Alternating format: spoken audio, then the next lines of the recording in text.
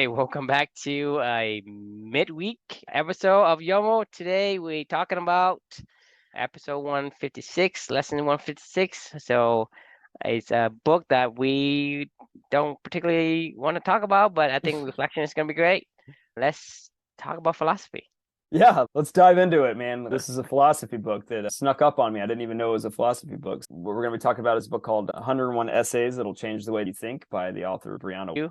It did. The reflection title is this book did change the way I think in one important way. So, I started this. The book's a compilation of her published, of her philosophies on life, basically. So, pursuing purpose and embracing negative thinking, as you see in the description, seeing the wisdom in daily routine, becoming aware of cognitive biases, et cetera, et cetera. A lot of the stuff that we talk about, right? So it was interesting. I don't know. The title was provocative, and I actually didn't know what I was getting myself into when I started this book.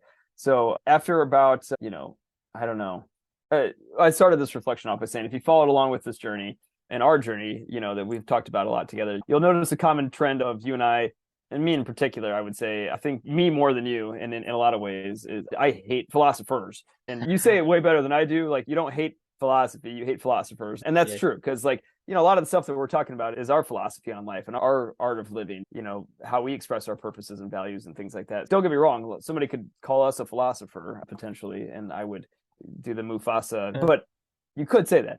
I don't know what it is about philosophers. I'm not going to rehash it today, but just know, baseline, if you haven't tuned into any of our other episodes or read any of my other reflections, something about it just really grinds my gears. As soon as I know that I'm into a philosophy book, it's like my brain just shuts off. It turns to mush. Like, I don't know that I've ever read a single philosophy book from the philosopher that I remember a single thing from. I'm not even joking. I'm talking books like Meditations by Marcus Aurelius, or this book, Walden Pond, or whatever, Walden, I forget what it's called, the full title, like by Henry David Thoreau.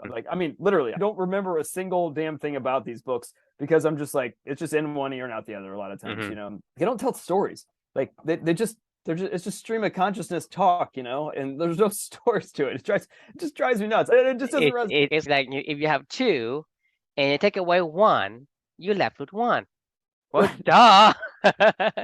Thank you. And then they move on to another topic, and then there's just no continuity. There's no story. There's no connection between the next thought to the next thought. There's no build on each other. You know what I mean? There's just nothing. There's no arc. They're not storytellers. They just suck at getting their position across and making it resonate for me. Juxtapose that with books like The Geography of Genius or the Socrates Express, even Will and Ariel Durant's books. Like, I actually appreciate them because they're looking at things from more of a holistic view, and they're trying to weave a story around what they've heard and an arc around the philosophies that they've studied, and to try to bring it all together. I don't mind the study of philosophy. I don't mind the study of other philosophers and trying to put it all together into a story arc, because then it still resonates with me. But just straight content from a philosopher just drives me nuts. So anyway, now that rant's over, what ended up happening with this book? So is this author a philosopher? Yes. So what ended up happening with this book was I got unknowingly duped into a philosophy book, and I didn't know it. Like, I downloaded it, the title was provocative. I don't even know that I read the description. I was like, this sounds interesting. Like, I don't know what this is about, but I'll give it a go, And I was like maybe 7 essays into this thing, and I'm like, what am I reading? Like, I was like, what did I get myself into with this? And I was I was like, oh my God, I'm in a philosophy book. I mean, I'm not even joking. Like, there was a moment where I was like, oh no, this is a philosophy book. I was like, what did I get myself into? So immediately when I read this, because obviously when I think of philosophers, most of the time it's usually an old white man, right? Like, it's usually like Walden, or somebody wise, and who's trying to guide you to the world that you live. You're trying to swim in. And the thing is, philosophers, they take their philosophy and they thrust upon to you, say, hey, you need to take this road and you shall behave this way. Right. And if this attitude is what I don't like. Drives me Right? nuts. It's not the philosophy. Everybody has philosophies, right? The philosophy is the core values that which they believe in, which they live on, right? Turning them into words. That's fine, but not everybody. Just say, I'm a beaver. You say, hey, be like me, run fast, like be swift like the wind, like the cheetah. So the cheetah the philosopher cheetah tell me as a beaver, hey, why are you spending all your time in the little, fluid thingy that that is it's cold. I don't like it. You shouldn't be in there. That Right. be like me, be swift like wind. They be fast, be nimble, be flexible, be ferocious or whatever. Right? That's the philosophy. They're telling you how to be them. But the Right. thing is, my problem is I don't want to be you. I just want to be me. You're asking me as a beaver to be a cheetah, or be a sloth, or be We a, just talked a about this yesterday. lion. It's the love languages, right? It's the you can't come into me, and demand that I learn your language, like, because I have no context of where your language came from. I mean, if you're I, walking into my universe, like you're in my universe now, Grandma. It's like you need to talk to me. thing is, like I say, it's interesting to understand the cheetah's perspective, but Right. don't tell as a cheetah, don't Don't tell tell me to be a me cheetah. Yeah. to be a cheetah because Right. that's just silly. I don't have your skills. I cannot be you. That's the thing I have against philosophers is because if you have a philosophy of your own, you express them, but don't force it on anyone. If you do, then you are in the camp where I say, well, you need to stay away from me before I punch you. I could not agree more with what you're saying. Like, and I think you say it very eloquently too, because there's no context to any of where the philosophy came from. I mean, they're just telling you what their philosophy is, and like that's great. I appreciate the idea, but I don't get. I mean, even I could spend 10 hours with you, and I still don't understand where this came from. You just told me the outcome of where you're at right now with where your mind's at, and I don't know all the buildup as to how that got there. That's one of the reasons why I love this journey is you're going through it with us. We are talking about philosophy this entire time, right? The art of living, understanding ourselves, understanding how to turn your values into action and what that means and purpose and all this other stuff, right? But you're seeing the progression where that knowledge came from, what the lesson was that was learned, and then a story around each one of them, like a little mini sub story. You can see us building on this as we go, which is the beautiful thing for me of this journey. Like, we're definitely, if you just took one single snapshot and you tuned into one of these podcasts with us or something like that, and you were like, oh man, these guys are exactly what they're talking about right now, like, you would be missing the entire point, because it started at the beginning and then go all the way through this with us and see how each one of these builds on each other and where the background of all this is and the stories that go into make up where how to tie a lesson into a life, and how you're going to live it going forward, right? Like, I mean, there's so much more than we're doing than just philosophy in this, and what we're doing, in my opinion, which is why, once again, I wouldn't call us philosophers. We're more like explorers, we're just out there, on a quest, right? And we happen to be on the same quest together, and we don't know where we're going, but we know how we're going to get there. And we're going to leave some trail along the way, right? And people can follow along with that journey, which is cool, right? We were just recording our journeys, document what we see, what we learn, how we get from there to here, and we don't know shit, right? Right. I don't know shit, you don't know shit, and so I'm not going to tell you that my philosophy is a right one. I'm saying is I explore mine. This is how I do it. Maybe it'll give you some inspiration to find the way that you think your inspiration for yourself. That's the only thing I'm advocating. I'm not advocating to do exactly what I do. Don't take up my core value because it's my core value, it's not yours. Right. If it happens to align, great. If I'm a beaver and you're a fish and our core value is water, then yeah, great. Let's have fun together in the pond or whatever. Right. But I'm not expecting you to be a cheetah and say, hey, jump into the pond. It's about the pond, man. And you're Like, missing out on life. Life is yeah. about being in the pond, being freely swimming. To Right. me, that's absurd from the perspective of the cheetah looking in and say, "What the hell are you talking about? You're one crazy dudes." Right. Yeah. Right? Philosophy is your opinion, is your perspectives on Right. life, It's your paradigm. Yeah. your foundation, your paradigm, Yeah. your map. Right. That's Right. that's what, and everybody has it. It's Agreed. just that don't enforce it on someone else because you're not them and they're not you.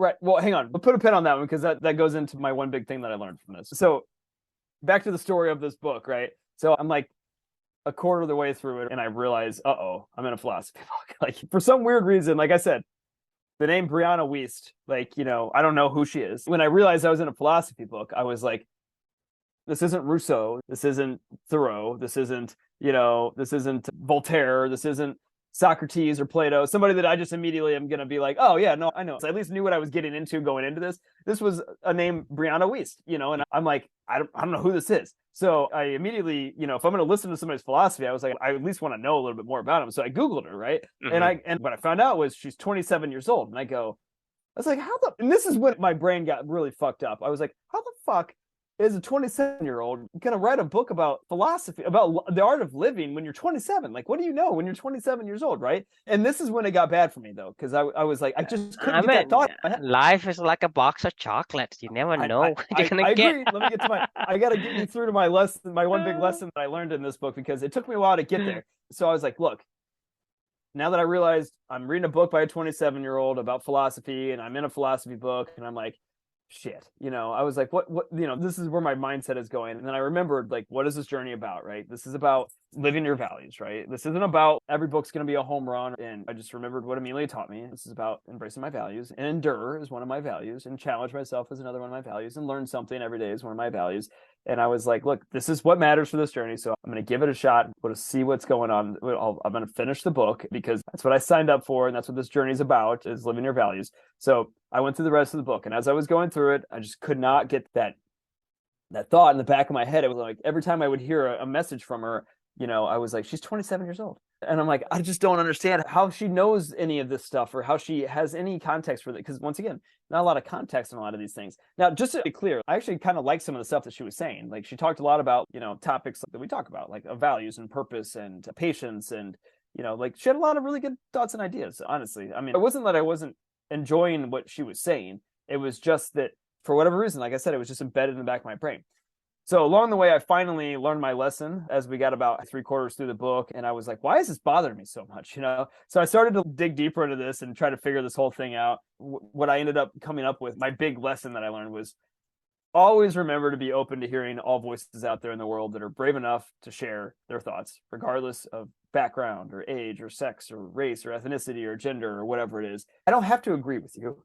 I don't have to do anything, but I should strive to check my own biases and preconceived notions at the door and just listen to what you have to say. That's what we talk about a lot. And I do really believe that. It is brave for Brianna to write this book. I don't know where these thoughts came from her. I don't know what her background is. Maybe she had her own atomic bomb in her own life, and she learned these things at a really young age. For whatever weird reason, that idea of that 27-year-old, in my head, I was like, that's not a philosopher. That's not somebody that's lived a life enough where I feel that they are due the respect. Now, if she was 90 years old and saying the same thing, I'd be like, oh man, she's a pretty smart old lady. You know what I mean? Like, I mean, she's got a lot of wisdom to share. People could call us philosophers. Chris is only 38 years old. Like, what the hell does he know?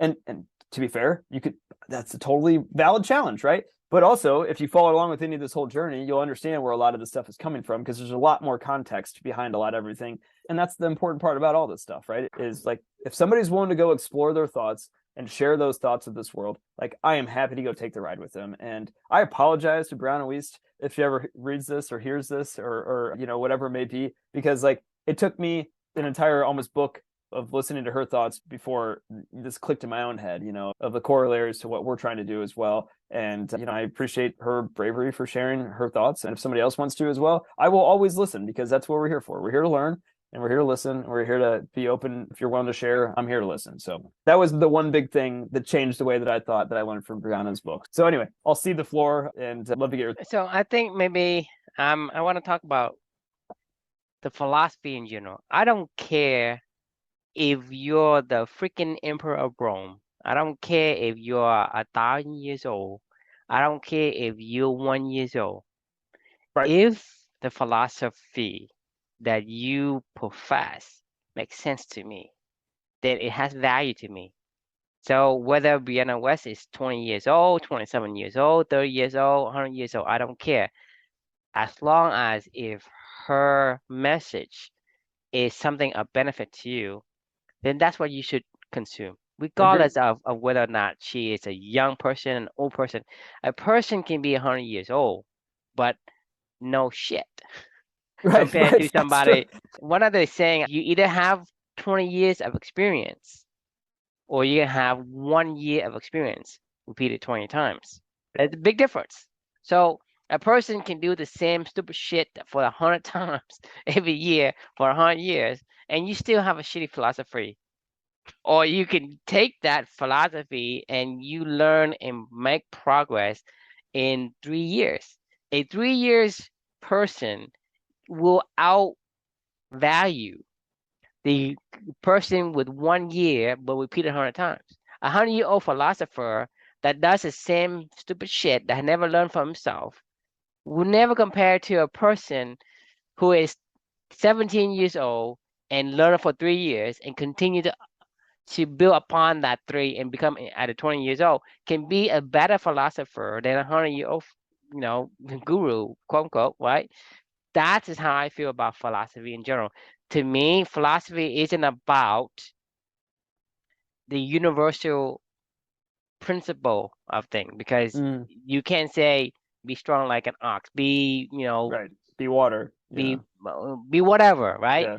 It's who are you, right? And what kind of advice can you get from people who are like you, who give you the value that you can use the recommendation from a cheetah and apply it? Because I don't have his physical traits, I don't have his characteristic, his character moral, his tenacity, his wanting to excel.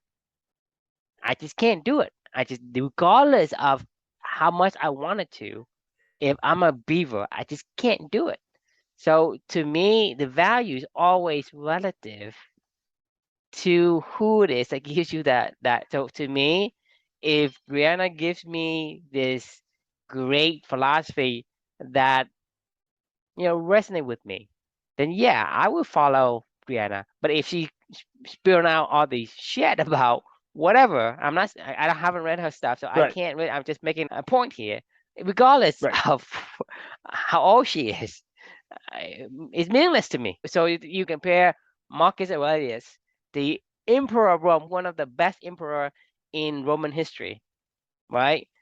Compared to Brianna Wiest, what if this guy is better than Brianna Wiest? Brianna Wiest is better than it is all relative. It's not to say, hey, eh, universally, Marcus Aurelius is better than this 27-year-old, gal from, I don't know where she's from, but I don't from, actually know. Yeah. but I'm just saying it's, it's relative to somebody. She's the best role model. Yes. So it depends on who it is giving you the advice and whether or not they have your common traits. I could not agree more. The monkey how to swim. That's what I'm saying. Agreed. It just dawned on me too. Like you said something that deeply resonated with me personally. I mean, the best philosopher that I've ever known was a 40-day-old baby. And She regardless she of the she age, couldn't even speak. She taught me more about life than anybody's ever taught me. look at the impact she's made. I mean, Yeah. I Cleverney mean, is the result of that baby. yeah. That's Conversations a result of Amelia, I mean, everything that I do is a result of her.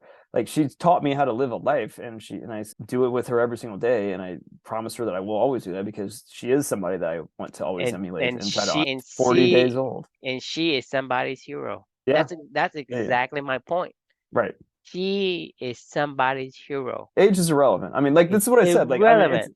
It is and gender right. is irrelevant, and and what time and place in history you lived was is irrelevant. I couldn't agree more. If you could learn from somebody something from somebody, then learn. Like be open to listen and learn. Like and I don't care how old they are. You're totally right. This is what I said. Like this was what was bothering me is like I knew that this shouldn't bother me, and that's why I was writing about. But now that this is why we talk I about these mean, things because you help me we're even talking about the further guy who's a to know this. pastor, yesterday about the book of five love languages. To me, it makes no sense to me. So Right. I pass on That's not that book, right? right. So like, I mean, like I said, I have not read Brianna's 101 essays and whether or not those things resonate with me. But I'm saying is, if it resonate, use it. If it don't, move along. Just Yeah. No, no, there's nothing to it, and don't hold yourself to say, hey, I this agree. person don't qualify, Chris don't qualify, True don't qualify. Well, you're just missing out just because. I mean, I'm just saying that it's not a universal thing. People think that everything has like a universal rank or Right. order or whatever. Hey, this guy is better than that guy. Well, that's not how the world is. The world is so dynamic that you know somebody, an elephant is a huge, huge animal, but then it yields to a little mouse. Right. I mean, I mean, right? You pit again an elephant against a cat, right? An elephant's gonna stomp on the cat without a blink of an eye, Right. right? A cat goes to the mouse, right? The cat gonna chomp on the mouse without a blink of an eye. But 5,000 rats in one spot is going to probably be bigger than an elephant, and probably But take it down. that's even more proof that I'm saying, life isn't black and white. Right. There's so many shades in between. So don't try to put in between, this left side, the right side. It's not going to be like that. It's not this kind of environment that we're talking about. Right. It's very fluid, very dynamic. And Yep. so that You can is learn what something from everybody. I mean, yeah, I mean, you can learn something from everybody has lessons or to you can learn, teach. learn wrong things from like the gurus of the Right, right. world, right? I Yeah, mean, they say, your purpose in life is to serve the government, to serve, whatever. You are the slave of you're the cog in a big right. machine. Like your job is, that's what they teach over in like the third world country. I mean, talking about like Korea, talking about not like North Korea, talking about China. That's what they're being taught. You are to be the slave, and these are the prophets or whatever. They taught you that's the way to live your life. You give up yourself to this greater cause, right? And they telling you that's when if you say, well, these are the great philosophers and these are great wisdom of our generations. You listen to them, your life is whatever you made of it. I mean, like I say, it's not to say that a young person can teach you something. You can't learn from them, and you Everyone. can You can you learn from can you everyone. can learn the wrong thing from the person that, yeah, has the most wisdom. I mean, wasn't it like Nietzsche that like influenced Hitler and shit like that? You know what I mean? Like, I may be totally wrong about that, but I think that's right actually. Yes, Or Karl Marx with the Gulag on the Gulag Archipelago, like the they second book. all they all came from the same source. Right, right. So the actually that's really interesting you just said that because the book I just started today was this book called you ever heard of the long tail before? Like, you ever heard of the idea of the long tail?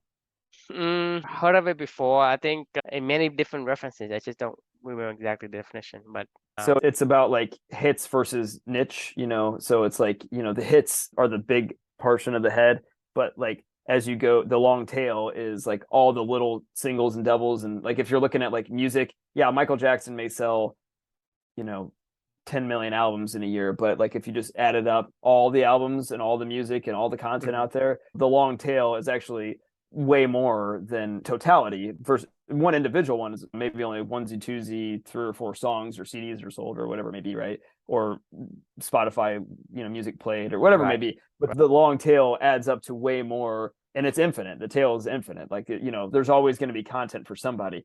The reason why I was bringing that up is philosophy in a lot of ways is like the long tail. There's a lot of hits. There's a lot of big names. There's a lot of Nietzsche's and Rousseau's and Socrates and Plato's and right, like, and people that have impacted a lot of people throughout the centuries. Well, today the long tail exists. There's dudes like Adam Grant and Simon Sinek and Brianna Wiest and us, and everybody has a platform now to talk about their philosophy and to share their way of living with the world. And it's infinite almost, right? Like every single person has a philosophy and they have a platform to go share that on.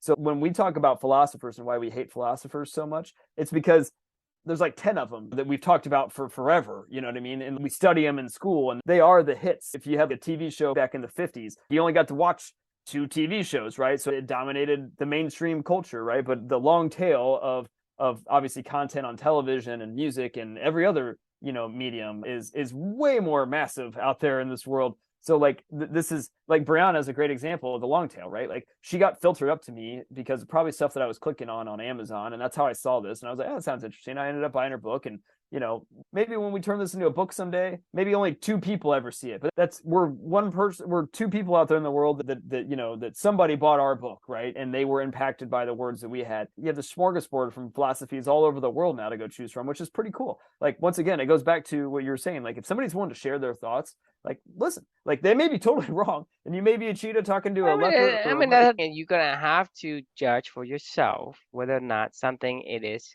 gonna resonate with you or not. Don't hold these dogma, whatever society have dictated to you. Hey, a philosopher should be an old guy, that we white study in college, beard, you know. Yeah. right? Right. If you are going to take that and filter out all of, say, hey, just like, we were talking about the other day, if you go and say, well, these are the requirements for you to talk to me, right? Right. And if you don't meet this requirement, you're not gonna get talk to me. Well, You're guess not going to what? talk to anybody. Not, you're not gonna talk to anyone. Right. That's what I'm saying. It is to be flexible in your requirements for considerations. But once you go into the considerations and evaluate the context of whatever that is does it resonate with you, and take that and decide, right? You decide more because it's like a Bayesian decision, right? You make a decision with what data you have. When more data comes in, you retry the decision because there's more data now. You should make more accurate decision. So you retry your decision.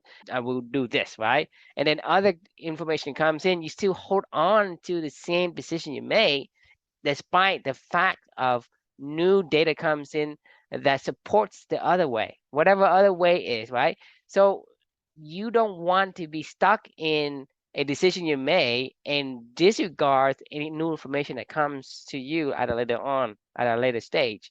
Be flexible with your requirement, but allow yourself to readjust your decisions Right. as you go. Because if you say, okay, Brianna Wiest, I don't know who she is.